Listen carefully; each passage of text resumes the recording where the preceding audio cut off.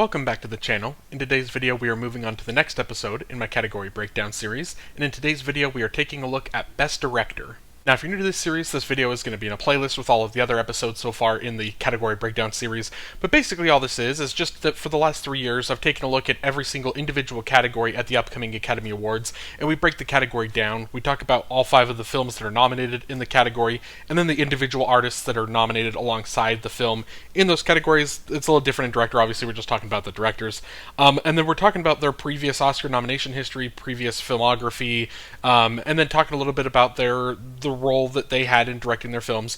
And then at the end, I'm going to give you my personal ranking on 1 through 5, how I would vote for them in the category, and then my prediction for how likely it is that I think they win the Academy Award this upcoming Sunday on March 15th. And without further ado, let's take a look at the nominees. Chloe Zhao, Hamnet. This is Chloe Zhao's 6th Oscar nomination. She won in 2021 for directing and for producing Nomadland. She was also nominated for writing and editing Nomadland. She is also nominated this year for writing Hamnet. Hamnet is Chloe Zhao's 5th feature film. In addition to Hamnet and Nomadland, she is also known for 2021's Eternals. Chloe Zhao was nominated for Best Director at the Directors Guild of America, the BAFTAs, the Critics' Choice Awards, and the Golden Globe Awards.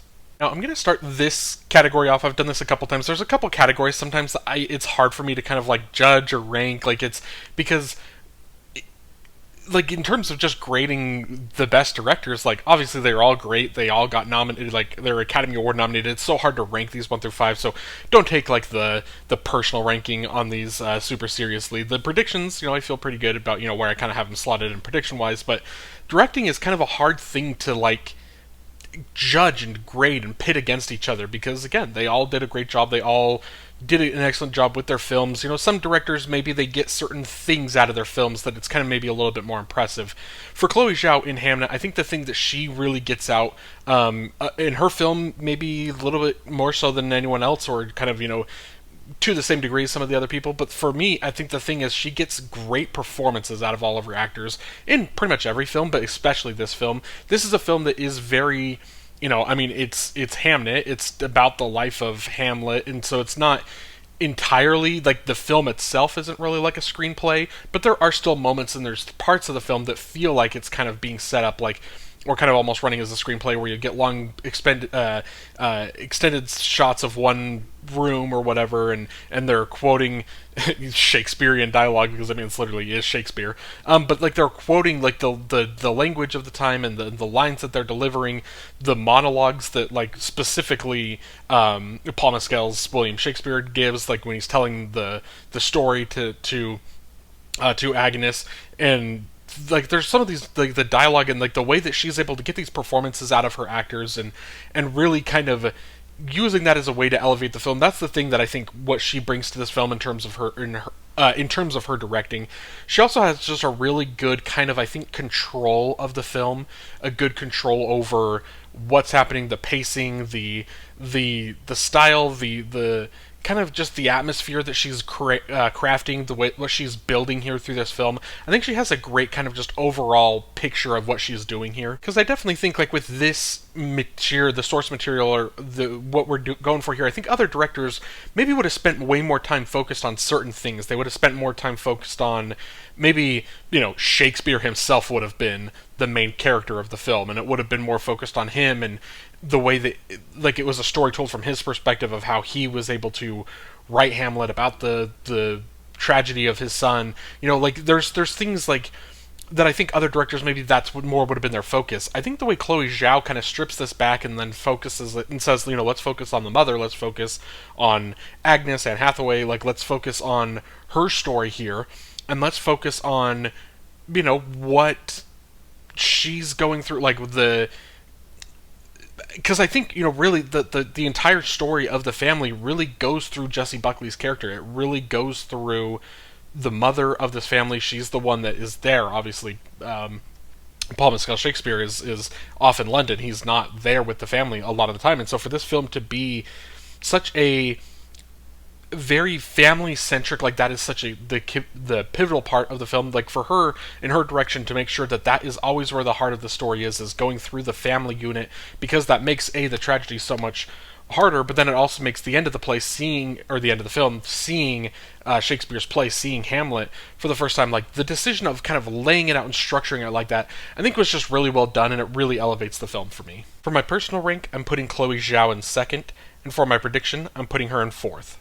Josh Safdie, Marty Supreme. This is Josh Safdie's fourth Oscar nomination.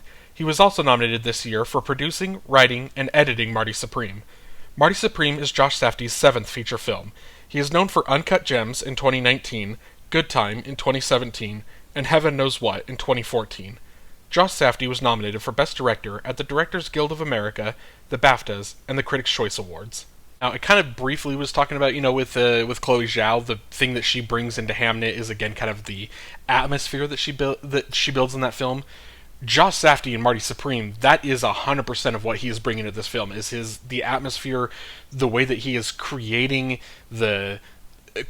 pretty much every scene of this film to maximize suspense, tension, stress levels, like the way that he is dialing everything up to, like, for this film to just be, this is the atmosphere, this is kind of the vibe that we're putting out in this film, and we're dialing it up to 11. Like, we're putting it all the way, like, it is going to be hectic, it's going to be crazy. For him as the director to have this vision and then to just carry through with that is impressive, and it's what, is not only what kind of gets him the nomination here, but I think is what has kind of made, in his collaborations with Benny, his brother, before, it is kind of what has kind of made him a mainstay, and is what has made him kind of popular amongst a lot of filmgoers, especially with something like, a lot of people really liked Good Time, but Uncut Gems, I feel like, was kind of the big break, and then people went back and started watching some of the older films in their filmography, and they've realized that this is just like a style that he has crafted for himself, and he's able to translate that from, like, his personal style and how he likes these films to getting that into the film and getting the film to work. I think that what he does in his films, and maybe this is a little bit more of a writing achievement, and so we'll talk about that when we get to the screenplay videos, but I think for him, the way that he's able to create these scenes and to understand that this is what we're going for, and then executing on it, I think is just really impressive. I think it would be so easy to write a scene, or if you're sitting down and you're writing this screenplay, to think like, okay, it's going to be chaotic, this crazy thing's going to happen, then he's going to be in a bathtub, and the bathtub's going to fall through the floor, and then they're going to find a dog, and then they're going to do this, and they're going to do that, and, like, it would be so easy to kind of go through these steps of, like, here's what we're doing along the way, and maybe somewhere in the writing process to kind of lose that, or as even if after you've written it, in the directing process, to kind of lose it a little bit, because maybe you're thinking, okay, well, maybe it's a little too hectic, and it's not like a smooth transition into where we're going from here, and so then you might kind of, like, want to smooth out the edges a little bit, get it a little bit more organized, get it back under wraps a little bit, and say, okay, well, let's kind of peel it back a little bit, and then, make it a little bit more easily digestible. Like, I think it would have been really easy for someone to kind of take a step back on a couple of these ideas and say, like, okay, we've still got a great idea here, let's just make sure it's, again, easily digestible, and make sure that it's just kind of a good film, right? But what Josh Safdie does in this film is he doesn't care necessarily about making it easy, making it digestible. He has his vision, and as he's directing this film, he is saying, okay, we're going to get this vision from my head to the screen, like, this is how it's going, here's all the chaos, and here's all of the frenetic energy, like, this is what we're putting into this film. And so I think that it's just really impressive what he was able to do to, again, kind of have this vision, have the idea of what he's going for, and execute it at a high level to where the film is, I think, essentially exactly what he was looking to do, what he was looking to make, and he made a great film. For my personal rank, I'm putting Josh Safdie in fifth, and for my prediction, I'm putting him in fifth. Paul Thomas Anderson, One Battle After Another. This is Paul Thomas Anderson's 14th Oscar nomination, and he is still looking for his first win. He is also nominated this year for producing and writing One Battle After Another, in 2022 for producing, directing, and writing Licorice Pizza, in 2018 for producing and directing Phantom Thread, in 2015 for writing Inherent Vice, in 2008 for producing, directing, and writing There Will Be Blood, in 2000 for writing Magnolia, and in 1998 for writing Boogie Nights. One Battle After Another is Paul Thomas Anderson's 10th feature film. He is also known for The Master in 2012 and Punch Drunk Love in 2002. Paul Thomas Anderson won for Best Director at the Directors Guild of America, the BAFTAs, the Critics' Choice Awards, and the Golden Globes. Now, I promise that at the end of this section, before we move on to the next director, we will talk about actual Oscar chances and stuff, because mainly this is the only director we really need to talk about that in. So I promise we'll save that for the end. First, I want to talk about, what he was able to do in this film, and kind of the highlights of what he brings as a director to this film. And I think one of the things that I think is the most impressive, I would say, and maybe this is like a hard thing to maybe say he's got this over, I guess for the most part, I think he's like the longest, what's the word I'm looking for? Like active director. Like he's been making films the longest out of everyone in this category. So one of the things I think that he brings to this is experience. He knows what it takes to make a good film. He knows what it takes to make certain sequences work. I think it's kind of the same thing of maybe what Josh Safdie's doing in Marty Supreme, where there's a lot of the chaos and stuff. I think what Paul Thomas Anderson's doing here is he's like, yeah, I'm going to give you some scenes that are about as chaotic, never quite reaches Marty Supreme levels, but I think there's a couple scenes where it's like, hey, this is going to be hectic, this is going to be kind of crazy, it's going to be someone he's kind of running away from, the police, or he's running away from kind of like the danger that is coming, and maybe he gets captured, and then now we're in another situation, now he's got to get out of this situation, and like there is a lot of that same kind of chaotic energy. But I think what Paul Thomas Anderson does in this is it's the marriage of a lot of tones of the chaotic but the beautiful, and the heartwarming, kind of the familial story, the family drama here that is happening, the story about a dad that is going to the ends of the earth pretty much to find and save his daughter and make sure that she is okay. There is just a whole lot of like energy that he's kind of getting from a whole lot of kind of emotions, and he's blending it all together to where it works really well. Anytime you have a film that has multiple emotions or multiple genres, not that this is really like a whole lot of genres per se, it's mostly just kind of a drama, but I think anytime you've got so many different kind of vibes going on, to put that all into one film, sometimes it can get a little messy. But I feel like Paul Thomas Anderson, he was always in control of every aspect of the screenplay, of this film, of his actors. Like every aspect was going through him, and it was all working just beautifully. I believe, I could be wrong here, but I think I saw a tweet that someone was saying that I think initially, and maybe he is still like on the credits of the film, that Paul Thomas Anderson was initially also listed as like a co-cinematographer of this film, but he's since kind of taken himself off of that because he wants Michael Bowman, I believe is his name, the cinematographer of the film. He's kind of being the one that's getting all the recognition as the film's winning a lot of cinematography awards and stuff. But that's just another aspect that just shows you that as a director, that not only does he have the vision of what he's trying to create, but he also has the vision to the point that he's working with the cinematographer, and whatever that co-cinematographer relationship was, he was still very active in using his expertise in that to direct the camera, to point the camera in certain angles, to make sure that we were capturing kind of truly like his whole vision. And again, this is another thing that I think maybe is a little bit more screenplay related, but obviously there is still the direction of it, where there is a lot this is just a wide cast of characters. There are so many characters in this film, and I think he's getting great performances out of everyone. Obviously got four of his actors nominated. Almost should have been five. Chase Infinity should be here. But so to get so many of his actors nominated for their roles in this, he's really kind of maximizing so many different characters that all have different, pretty much you look at all four of the characters that are nominated, between Teyana Taylor, Sean Penn, Benicio del Toro, and Leonardo DiCaprio, they all are very different in their roles. They all have different energy. They all bring something different. Honestly, in a weird way, it's almost like Teyana Taylor and Sean Penn almost kind of are like the most similar performances, because of just the intense energy that they're bringing to their specific sides of this, the revolutionary work that they're doing, or the, kind of the police work that Sean Penn's doing. You're kind of looking at kind of the intensity that they both bring. That's almost like they're pretty similar in a sense, but then like Benicio del Toro is the most just like laid back character, while Leonardo DiCaprio is not as much like intense as much as he is just anxious and bumbling and kind of all over the place and losing his mind. Like, so I think you're getting great performances, and it's like so many different characters, and they're all bringing something different to the film. And so again, a lot of that is sure the screenplay, but for Paul Thomas Anderson to kind of be able to direct that out of his characters, out of his actors, and to have them maximize their roles is really impressive. Now let's talk about Oscar chances. This is one of the most locked categories. There is another director that we're going to talk about at the end of the film. He's the fifth guy that we're going to talk about. But that maybe he could be a contender, but like I don't see how, because Paul Thomas Anderson has everything. He's got DGA, BAFTA, Critics' Choice, Gold Globe. He's sweeping. He's winning everything. This is one of those where if there is a world, like it's been, I was thinking about this, I think it's been since the Coda year, right? Coda is the last time a film won picture without director. Like, if that's maybe what you're predicting this year, I think this would be the year that makes the most sense to do that.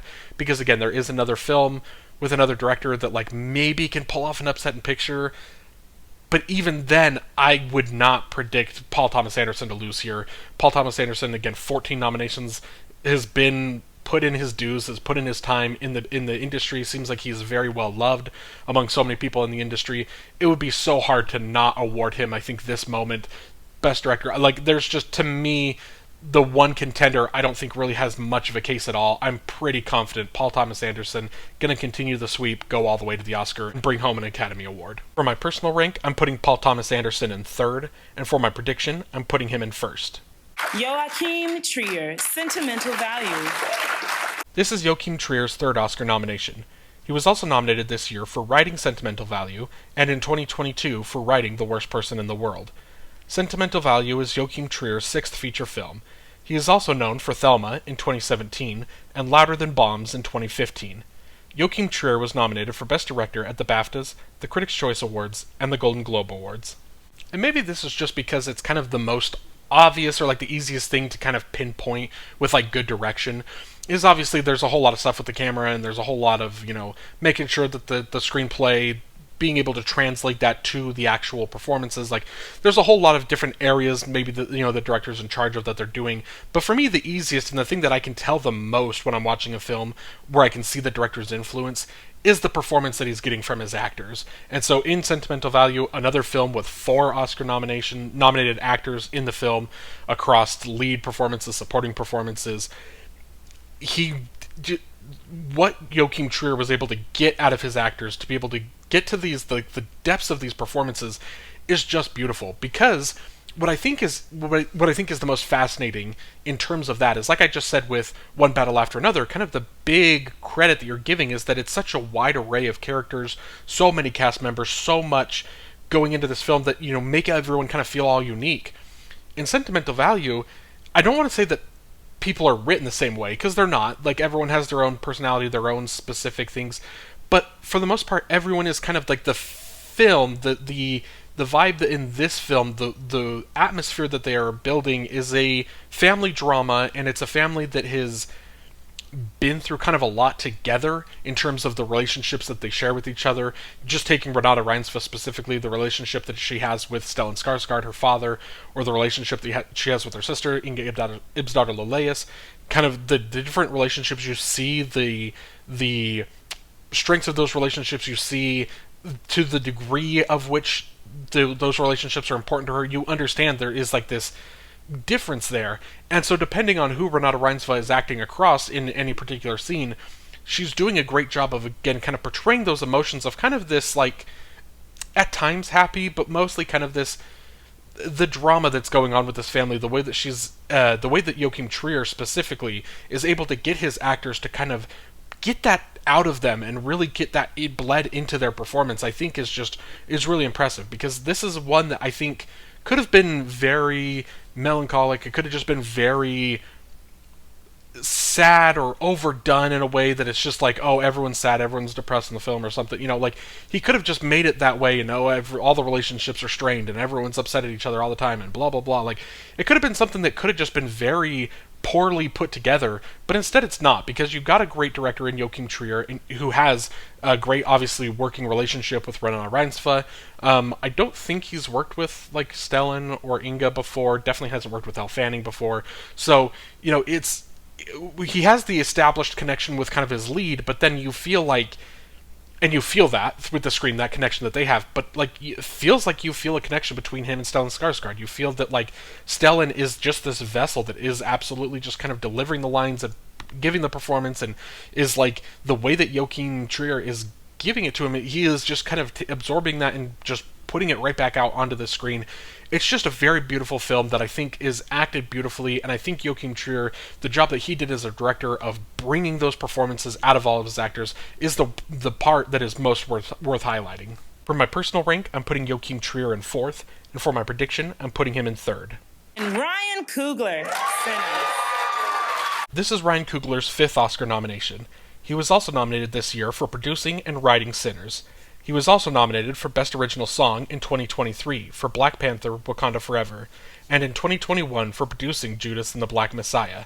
Sinners is Ryan Coogler's 5th feature film. He is also known for Black Panther in 2018 and Creed in 2015. Ryan Coogler was nominated for Best Director at the Directors Guild of America, the BAFTAs, the Critics' Choice Awards, and the Golden Globe Awards. Now again, I'll make sure to finish this section off also talking about Oscar chances, because Ryan Coogler is the one that you've seen a couple people that maybe are trying to be bold and predict Ryan Coogler, and I think there is a bit of a narrative for it. So again, we'll talk about that at the end, even though if I don't quite see it, I'll at least try and paint the picture a little bit of what I think people are seeing. But let's talk about Ryan Coogler as a director of this film. Let's talk about everything that he did. This is one for me where there's so much of this film, so many aspects that you can tell the director had a huge, heavy part in playing. Because again, the thing that we talk about with Sinners, what has been so impressive this entire award season, is how the fact that it is in almost every single category. I think I went through, and now I'm trying to remember. I think there was like one category, and maybe it was lead actress. I'm trying to remember if there was something, like it might have just been lead actress. Might have been like the only category that like it didn't get a nomination that like it could have. But then again, I don't know, like unless you're saying Haley Steinfeld is the lead, like I don't know who you're saying the lead actress of this film is. And so again, it's something that because it does so many things. There is great sound design, there's great score, music, there is great, an original song, the production design is amazing, the cinematography is great, the way that the film is edited, amazing, directing, acting, you've got some visual effects in there, you've got so many different things, the costumes, the makeup, like, it's a film that excels in every single aspect of filmmaking, and that all comes from the top at Ryan Coogler. The way that he's able to, again, touch so many different aspects of this film, to bring it, to elevate it, is just incredible. And the other thing with this is I think that of everything here, I guess you can kind of make a case like it's maybe different. Like other films have a different style. Like Sentimental Value definitely has a style. It's a little different. Marty Supreme obviously has its style, but like Sinners feels like the one to me that has almost like the most identifiable style. Like you can identify this with the director. You understand the energy that he is trying to bring to this, to the point that it's like you're watching the film and you are completely in sync with it. You are vibing along to what is going on, because it's just he has this idea for the style of the film, and the film just again executes it. And I think obviously this is a film that has a lot of kind of, on its surface, it's a vampire story. On its deeper surface, you can dig into a little bit more, and you can see that there is some things about, class and wealth and race and different just kind of things that are going on alongside, like, with the story here amongst these characters. And so it's a film that I think on the surface, if you just want to turn your brain off and have a fun vampire movie, you can have that. If you want to get a little bit more intellectual and kind of think about the deeper messages or things that Ryan Coogler is putting through this film, you can do that as well. And so I just think that it's a film that I think works on so many levels for so many different people. And again, all of that starts up top with Ryan Coogler as the director. Now let's talk about the Oscar chances for Ryan Coogler specifically in this category, and maybe let me try and paint the picture, because it was during the Actors Awards reaction where I kind of was thinking this through, and I was thinking through the process, because at that point, One Battle After Another was winning everything, right? And so it was so obvious that, okay, that's going to win director, it's going to win picture, it's going to win this. And it still might. It still could be the front runner, who knows. Sinners is a film right now that is kind of having this late surge, this late momentum. And I think people are kind of comparing this to like a Everything Everywhere All at Once year, where that really just soared in. Now, I think Everything Everywhere might have kind of been the front runner already, so maybe it's not the greatest comparison, because I guess essentially that took Everything Everywhere from like the front runner to like historic domination at the Oscars with 7 wins, right? 3 acting. Like, it carried it through to that degree. So maybe people are also kind of getting similar flashback to like something like Coda from, would that have been the 2022 Oscars, I think? Maybe 2021 films, so 22 Oscars. Where Coda was a film that was very clearly behind The Power of the Dog. The Power of the Dog was the film that was winning everything. It was kind of dominating. It was winning a lot of Best Pictures and stuff. And then it just took like one body, and I think it was the actors as well, to be the one body to be like, no, we're going to give this to Coda. We're going to do something different. We're going to go, kind of step out a little bit. And then from that moment on of that race, it, like, there were still some people that I think wanted to kind of hold out hope for, whether they were a fan of Power of the Dog or they just did not like Coda. I think there were some people that were still kind of like, oh, well, no, I still think Power of the Dog is kind of the front runner here. I don't think Coda, maybe it's making a late surge, but it's too little too late, I think was kind of the thing. And then once you got to, like, Oscar Sunday, it almost, like, became very evident it was not too little too late. It was just the perfect moment for that film to have that kind of surge that it had, to the point where there was a lot of discussion back then where people were like, based on when Oscar voting was that year, if Oscar voting had happened a week before or a week after or 2 weeks after the ceremony, like, does Coda win again? Or was it just one of those that it just had the perfect storm of great momentum and everyone, like, at that exact moment wanted to vote for Coda, and so it kind of had this moment. I kind of get the same vibe right now with Sinners, where it feels like where Oscar voting was, it was kind of in this moment where people, it feels like they're not turning back to the film or something, because I think people are always a fan, but I think it's one of those that I think people really love Sinners, and they were like, we're going to, as voters, make a stand here. Like, we're going to say this is the film we love, and we're gonna award it in every category, like they did with nominations. Now we're gonna award it with wins, and so it feels like there's maybe this energy, this momentum that is changing back into that. Now, the difference, or the part of that argument that I don't think really holds up or isn't great, is I think there's a difference between The Power of the Dog and One Battle After Another. I think One Battle After Another is beloved a lot more than Power of the Dog was by voters, by fans, by just people in the industry. I think they still, like, One Battle After Another isn't a film that, like, is struggling to get its own fan base kind of go. Like, people are loving voting for that. And so I do think that's kind of the one flaw here. But let's say, again, just for devil's advocate here, let's say hypothetically Sinners does have this momentum that is kind of siphoning One Battle After Another voters. Now, what I'm thinking is you can see the world where One Battle After Another wins something like, like production design, or maybe like cinematography. Like, it wins one of these awards that you're like, it definitely is not favored to win, but it steals an award or two along the way. And then it gets casting, and then it gets its screenplay. Then let's say it gets Wumi Masaku. Then let's say it gets Michael B. Jordan. And, let's say it gets song, because it's, it's already going to get score. Let's say it gets song, and all of a sudden we're building this thing where award on Oscar Sunday, Sinners is up to like 6-7 Oscars at this point, and all of a sudden now you're looking at it and you're thinking, what's stopping it from here? Like, it's got the ball rolling. You've seen kind of the fruits of it kind of popping up and winning a couple things. Then you get to director and you think, okay, now does Ryan Coogler have a chance at upsetting here? Then you get to picture and you then think, does he have a chance here at upsetting in picture? So that is, I think, that is the picture. That is the idea of what I think people are seeing when they're making this bold prediction by going with Coogler, is they're kind of predicting this Everything Everywhere All at Once or Coda type of surge late in the award season. I think even if that happens, I think picture is more likely of a winner probably than director. To me, it just feels like Paul Thomas Anderson has earned this Oscar. He has earned the vote from so many people, like, that even with a potential late surge, I just don't think it's going to be enough to close the gap really with Paul Thomas Anderson. But again, for devil's advocate's sake, that is how I see it happening, even if I just don't really actually seeing it happening. For my personal rank, I'm putting Ryan Coogler in first, and for my prediction, I'm putting him in second. And that's it. Thank you so much for watching this video. Let me know down below in the comments what you think of all of these directors. How would you rank them? Who are you predicting to win? Who are you rooting for to win? Just let me know all of that down below in the comments. And if you'd like to like this video and then subscribe to the channel so you don't miss any future episodes in this series or any of the other series that I have going on my channel, I would greatly appreciate it. Thank you so much for watching. Have a great day.